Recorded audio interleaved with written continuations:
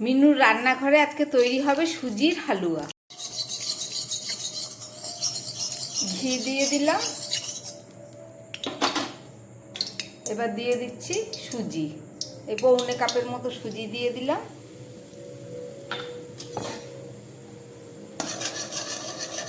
দিয়ে দিচ্ছি আরেকটু ঘি।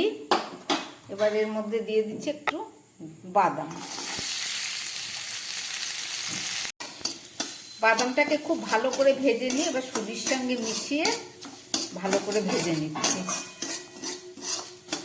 প্রায় 3-4 মিনিট ধরে খুব ভালো করে সুজির কালার এসে গেছে।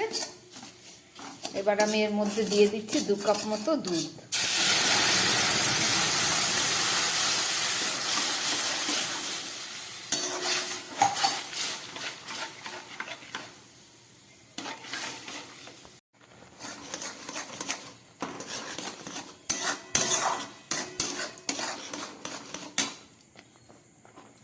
দিয়ে দিচ্ছি সামান্য নুন,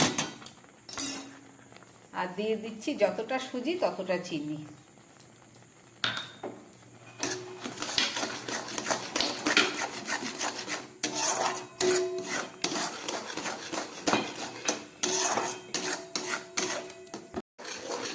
সুজিটা একদম রেডি হয়ে গেছে। এবার গ্যাস অফ করে দিয়ে আমি 2 মিনিট ঢেকে রাখছি। ফেরত এসে দেখাচ্ছি।